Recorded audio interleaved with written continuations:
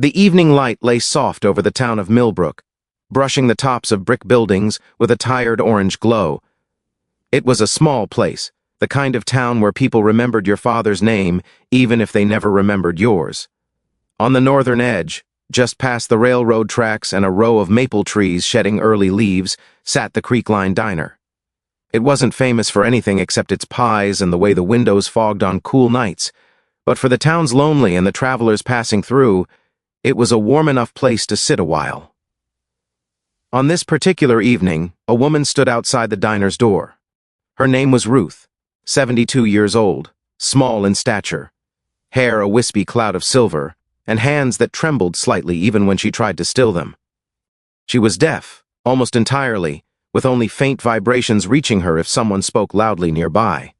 Her hearing aids helped a little, but tonight one of them wasn't working, and she had been trying for the last 5 minutes to adjust it without success.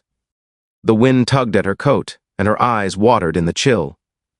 She had come to the diner for a simple reason. She wanted to see the staff she'd known for years, maybe have a cup of warm tea, and feel, for a few minutes, less alone. She had been widowed for a long time now.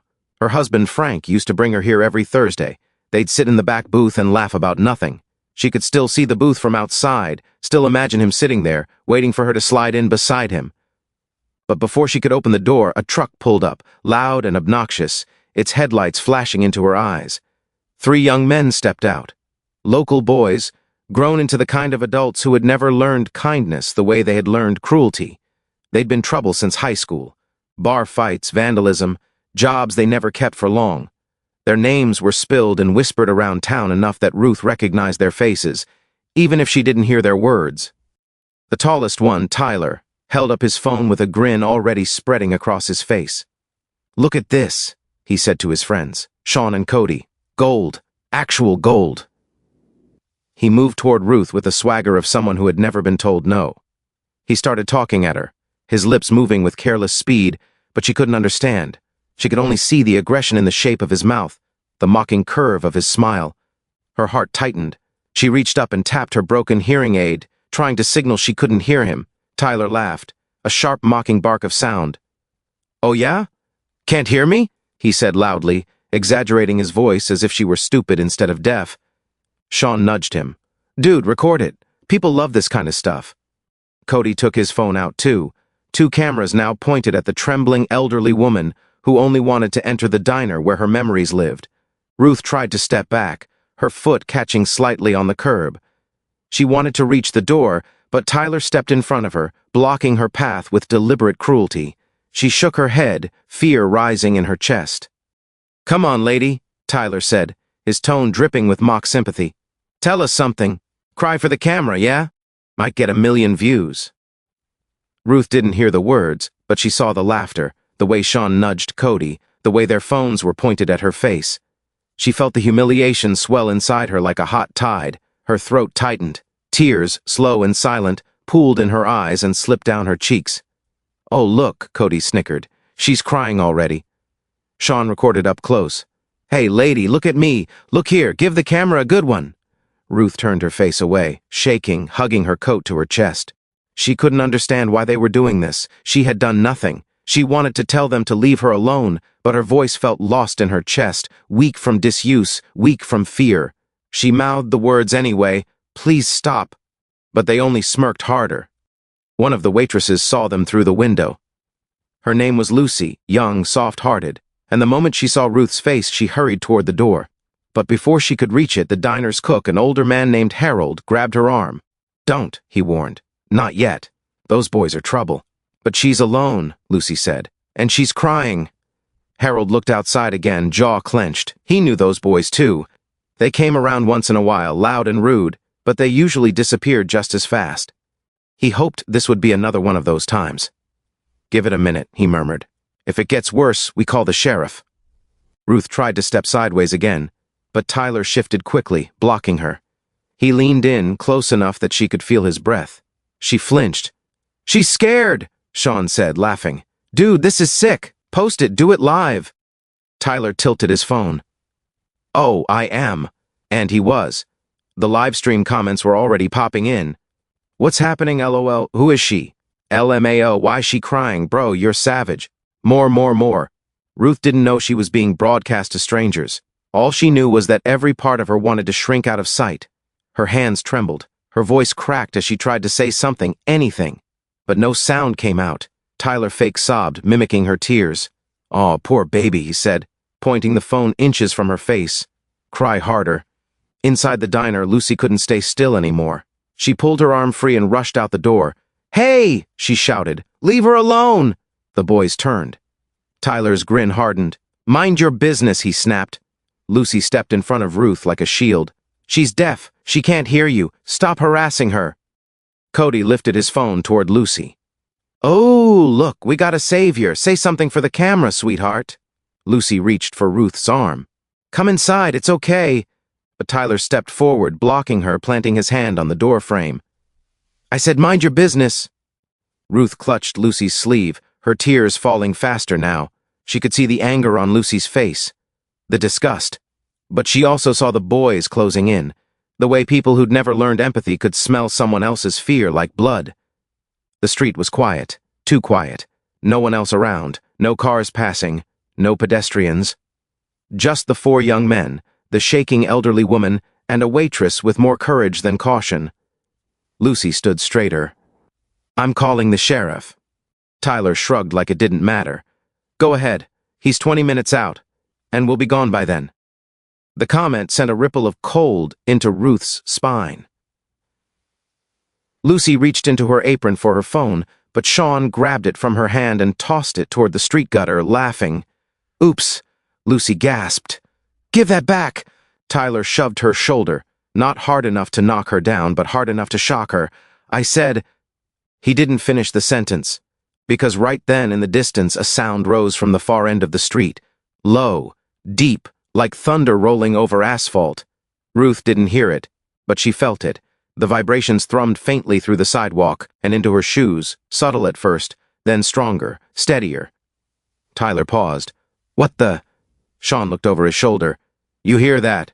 Cody lowered his phone a little, squinting down the road. "Sounds like engines."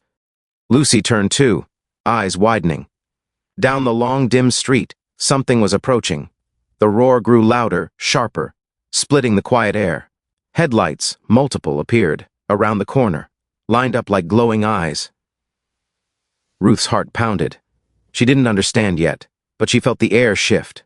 The boys shifted too, unease creeping into their expressions, and then they came into full view. At least 10 motorcycles, heavy, dark chrome catching the last of the daylight.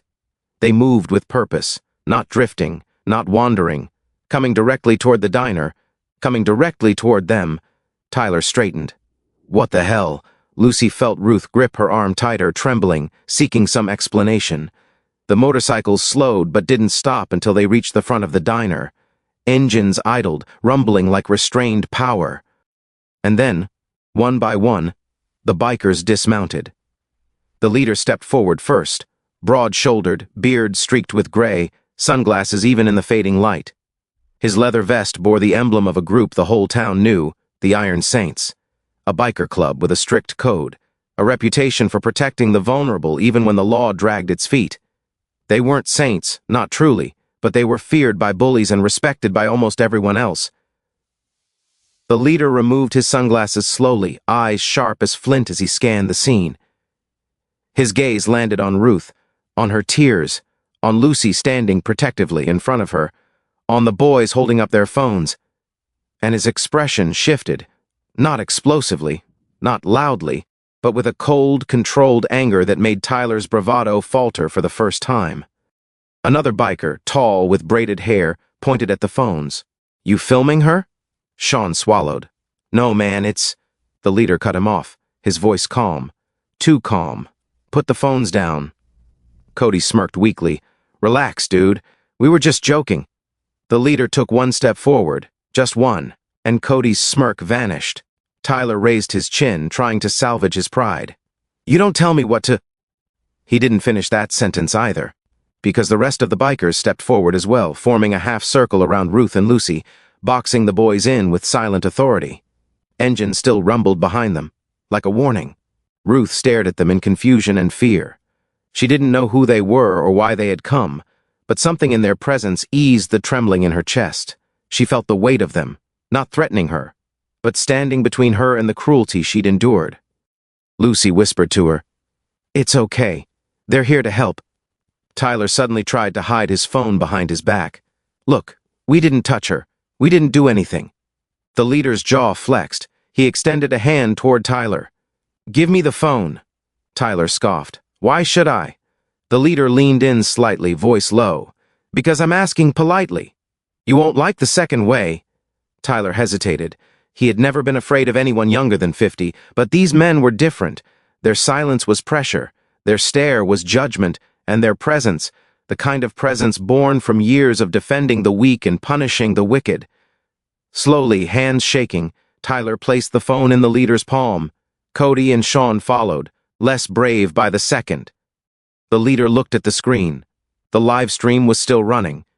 He ended it with a single click. Then he deleted the video. He deleted everything, and handed the phones back, but his eyes held a warning deeper than any spoken threat. Ruth wiped her cheeks.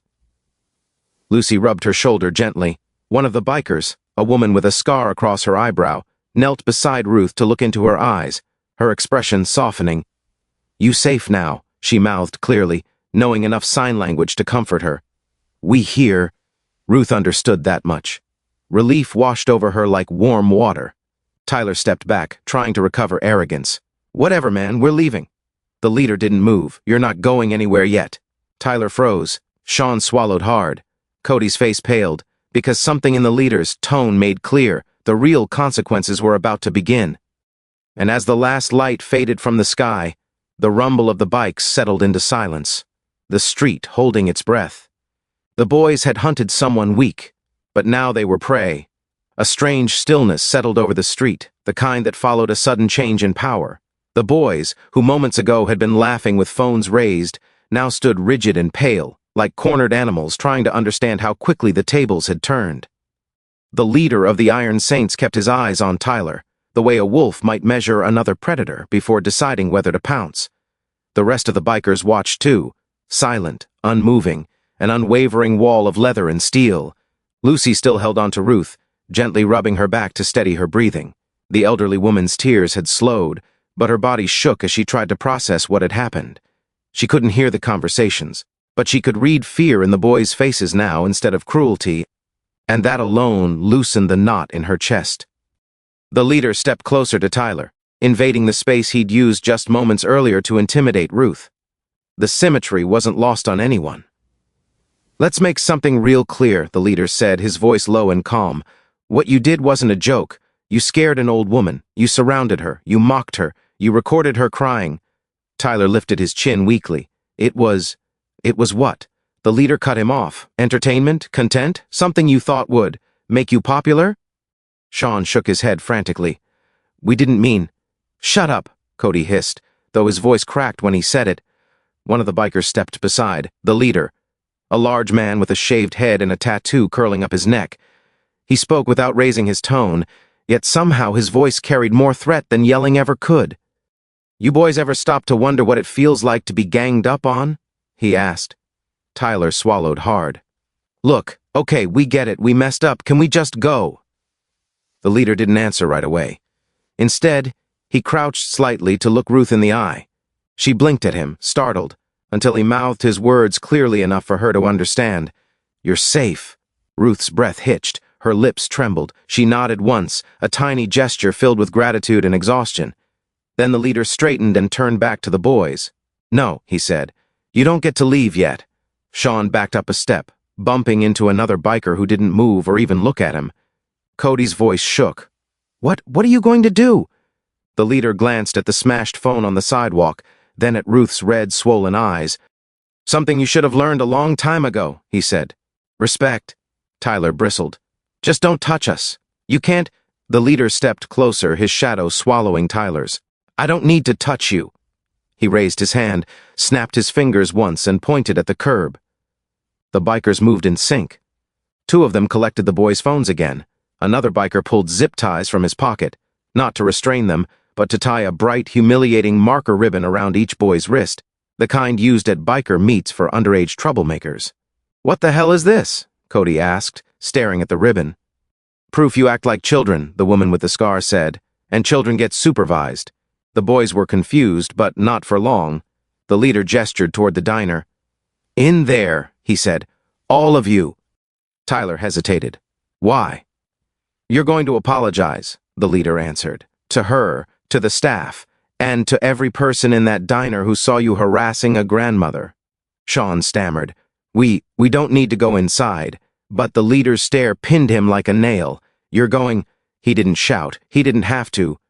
The boys moved. Ruth tried to object, shaking her head, not wanting to cause more trouble, but Lucy gently squeezed her hand. "They owe you this," she whispered to her. The group went inside the diner, the bell chiming softly as the door opened. Harold, the cook, stepped out from the kitchen with his arms folded, his expression already stormy. A few customers turned in their booths, watching the boys shuffle in with embarrassment plastered all over their faces. The leader motioned for Ruth to sit, and she took a booth closest to the window. Lucy sat beside her, holding her hand. The boys were lined up in front of her. Tyler kept his eyes on the floor. Sean fidgeted. Cody's jaw tightened as if embarrassment hurt worse than fear. The leader nodded at them. "Talk." Tyler cleared his throat. "I'm sorry." Cody mumbled something similar. Sean stared at his shoes. "We didn't mean to make you cry." Ruth looked at their faces. She didn't hear the words, but she understood enough from their lips. Her eyes softened, not out of forgiveness, but out of a tired sadness that came from surviving so many years of this kind of world. Lucy gently touched her shoulder and signed the apologies for her, a few simple motions she remembered from a friend who worked with deaf children. Ruth nodded slowly in acknowledgement, but the leader wasn't done. "Apologize to the waitress you shoved," he said. Lucy blinked. "You don't need to—" "Yes," the leader cut in, glancing at her. "They do." Tyler straightened a bit. "I'm sorry for pushing you." Sean nodded quickly. "Yeah, sorry. Really," Cody's voice cracked. "We shouldn't have taken your phone." Harold stepped closer, looming behind Lucy. "Damn right you shouldn't have." The leader watched them a moment more, his expression unreadable. Then he said something none of the boys expected. "You're going to serve the diner tonight." Tyler furrowed his brow. "But what? You heard me. I'm not—" "You are," the leader said. He turned to Harold. "Put them to work." Harold's face broke into a slow grin. "With pleasure." Soon the boys were wearing aprons, stumbling awkwardly between tables, carrying pitchers of water, delivering plates, wiping counters, and taking instructions from a cook who had zero patience for laziness. The customers watched with a mix of amusement and approval. One older man, sitting alone with a newspaper, snorted. About time those boys learned something. Ruth sat quietly, sipping the cup of tea Lucy brought her. Her hands still trembled slightly, but the fear was gone. She watched the boys serving food and clearing dishes, not out of humiliation this time, but out of restitution. The leader had chosen a punishment that cut deeper than violence, accountability. After nearly an hour of serving, the boys were sweating, exhausted, and red-faced. But the leader still wasn't entirely satisfied. He walked up to Tyler and looked him dead in the eye. "You want to make things right?" he asked. Tyler nodded, out of breath. "Yes, then take responsibility for what you posted." Tyler's face fell. What do you mean? You live-streamed her crying. Now you're going to live-stream again." Cody stiffened. "No, man, please." "It's this or the sheriff," the leader said plainly. "And I guarantee she's already been called." Lucy nodded from behind the counter. Harold did. All three boys exchanged looks of dread. A live stream would expose their actions to everyone they knew, but calling the sheriff would mean charges, maybe even jail. Tyler pulled out his phone with shaking hands. What do I say?" he asked. The leader crossed his arms. "Tell the truth." Tyler swallowed hard and turned on the camera. His friend stood beside him, equally terrified. He began to speak, at first awkwardly. Then honestly, he explained that they had harassed a deaf elderly woman, that they had made her cry, that they had filmed her for entertainment, that they were wrong, heartlessly, stupidly wrong, and that they were ashamed. He apologized to Ruth on camera, clearly and without excuses. The live stream ended. He set the phone down, defeated. The leader nodded once. Good. One of the bikers stepped up behind him, arms folded. Now maybe you'll think twice next time you pick on someone who can't hear you, Cody whispered. We get it, okay? Can we go? The leader looked at them for a long moment, letting the silence stretch until it was heavy in their lungs. Don't let us see you messing with anyone again, he finally said. Old or young, deaf or not, understand. The boys nodded quickly. Say it, another biker growled. We understand, all three blurted at once. The leader jerked his chin toward the door. Go. The boys bolted, practically tripping over each other as they fled down the street. Their truck peeled away moments later. The diner exhaled as one. Harold shook his head. Damn. Didn't think I'd ever see those idiots learn manners. Lucy returned to Ruth, who was still sitting quietly, the cup empty in front of her. The leader approached her slowly, careful not to startle her, and mouthed his words again with deliberate clarity. You okay? Ruth nodded. Her eyes were still wet, but the trembling had faded. She reached out, placing her hand gently over his. A small, silent thank you. The woman with the scar came over and sat across from Ruth. Do you need a ride home? She asked, mouthing each word and using gestures Ruth could follow. Ruth smiled faintly. She scribbled on a small notepad she kept in her coat pocket. I walk. Just a few blocks. Thank you. The leader read it and frowned slightly. At night? Alone? Ruth nodded again. She had walked this route for years, alone since her husband died. But tonight was different. Tonight, even after the boys were gone, there was a lingering unease in the air, something the leader didn't like. Cruelty rarely traveled alone. Where one act of aggression showed itself, another often followed in its shadow. He leaned slightly toward Ruth. We'll ride with you, he mouthed. Ruth blinked, surprised. She wrote again quickly. No trouble, no need. The leader offered a small smile, the kind that softened the hard lines of his face. It's not trouble. Lucy stepped in. It's really okay, Miss Ruth. Let them take you, or at least follow you.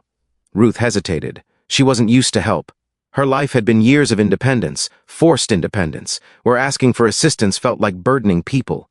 But the thought of walking alone after what had happened made her chest tighten. She nodded. The leader tapped lightly on the table to get the attention of the other bikers. They gathered near the booth, listening as he explained Ruth's route home. We'll escort her, he said. The scarred woman smiled warmly at Ruth. You're safe with us. And for the first time that night, Ruth believed it. The diner's lights flickered softly across the windows as the bikers prepared to leave. The customers watched with quiet admiration. Even Harold, who rarely complimented anyone, muttered, Good folks, as he wiped the counter. Lucy leaned down to hug Ruth gently. I'll see you tomorrow, she said softly. You're not alone. Ruth squeezed her hand. Then she stepped outside with the Iron Saints surrounding her, their presence forming a protective circle as the night deepened around Millbrook. What none of them knew yet, what none of them could have imagined, was that the boys who had fled in humiliation were not done.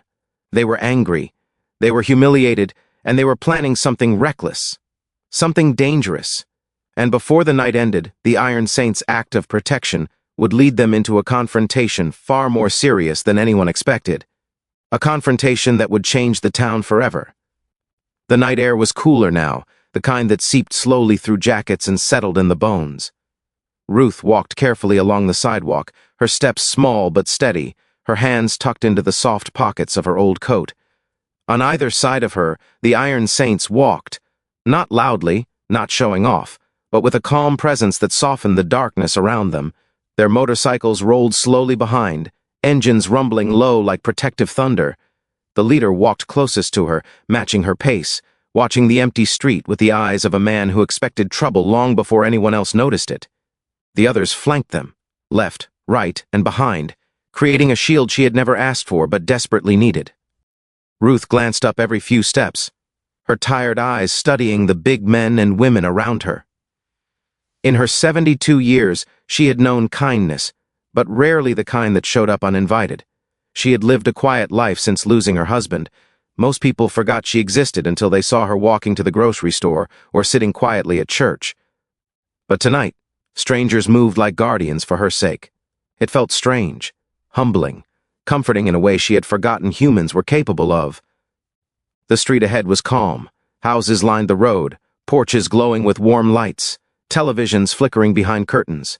The world seemed still again.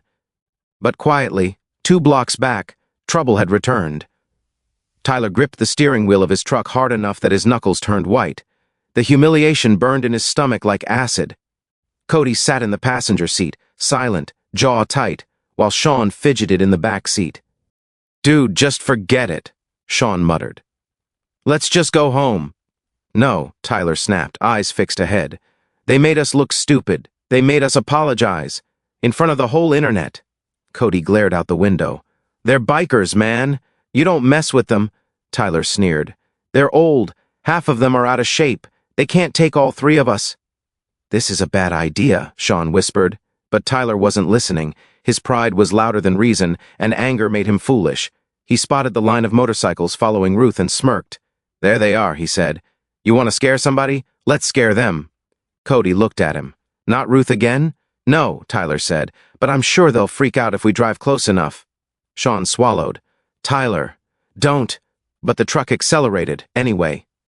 Ahead of them, Ruth felt a vibration under her shoes again, a familiar hum. But this time, it wasn't comforting. It was quick, sharp, erratic, nothing like the steady rhythm of the motorcycles behind her. The leader noticed it too. He stopped walking. The bikers froze.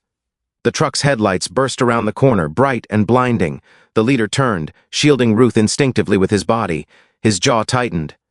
"Stay behind me," he told her, mouthing it clearly. Ruth stepped back shakily. The truck swerved toward the group. The bikers stepped forward as one. Tyler revved the engine, childish fury twisting his face into something ugly. He didn't seem to care what happened next, so long as he felt powerful again. The leader raised a hand. "Stop the car," he said, calm but commanding, even if Ruth couldn't hear it. Tyler didn't stop. He sped up. And the bikers moved at once. The woman with the scar leaped into the street, slamming her boot on the curb to pivot faster. Another biker threw himself in front of Ruth, arms spread to block any debris. 2 more pulled Ruth backward toward safety. The leader didn't move out of the truck's path. He stepped directly into it. Cody screamed, "Tyler, stop!" For a split second, Tyler hesitated. But momentum was already carrying the truck forward. The leader planted his feet. The truck skidded, tires screaming against the asphalt, fishtailing in panic as Tyler finally hit the brakes. The vehicle lurched, swerved sideways, and slammed hard into a lamppost with a sickening crunch. The airbags deployed. Silence. Smoke curled from the hood. The bikers sprang into action. "Get Ruth back," the leader ordered. They pulled her gently behind a brick divider, shielding her. Tyler groaned inside the truck. Cody clutched his wrist in pain. Sean, wide-eyed and shaking, scrambled out of the back seat and dropped to the pavement. The leader strode toward the truck slowly, no fear in his steps. Sean threw his hands up. "We didn't mean..." Tyler was... "Please don't." The leader ignored him and yanked the driver's door open. Tyler stared up, dazed but conscious. The leader leaned in, his shadow swallowing Tyler whole. "You could have killed her." Tyler didn't answer. His mouth trembled. "You want to know what a real man looks like?" the leader asked quietly. "A real man protects people who can't fight back. You're not even close." Tyler started shaking, the weight of his stupidity crashing down harder than the airbag. Cody crawled out of the passenger side, holding his wrist, tears in his eyes. I'm sorry," Cody said, voice cracking. Sean nodded furiously. "We didn't want to do it. Tyler's the idiot. He just..." The leader didn't raise a hand, didn't yell. He simply stepped back and motioned for someone. The woman with the scar approached, calm and steady. "Call the sheriff," the leader said. Sean burst into tears. "No, please, we'll do anything. Please don't call them." "You almost hit a 72-year-old woman," the scarred woman said coldly. "Be grateful the only thing you're losing is your freedom for a night." Tyler slumped over the steering wheel, defeated. Ruth watched from behind the brick barrier, her heart aching, not for the boy's pain, but for how close she had come to real harm. One of the bikers knelt beside her. "You okay?" he mouthed. She nodded slowly. Then she surprised them all. She stood up and walked forward. The bikers tried to stop her, but the leader raised a hand. "Let her?" Ruth approached the wrecked truck, her steps slow, unsteady, but deliberate. She looked at Tyler, really looked at him. He couldn't meet her gaze. She reached into her pocket and took out her notepad. With trembling fingers, she wrote something down and tore the page out. Then she handed it to Tyler. He hesitated, then took it. His eyes scanned the note. "You scared me, but I forgive you. Do better." Tyler's lip quivered. He blinked hard as if the words were heavier than the wreckage of the truck. The leader watched him carefully. "This town gives second chances," he said. "Don't waste yours." The distant wail of sirens filled the night. The sheriff's car turned the corner. Officers stepped out, surveying.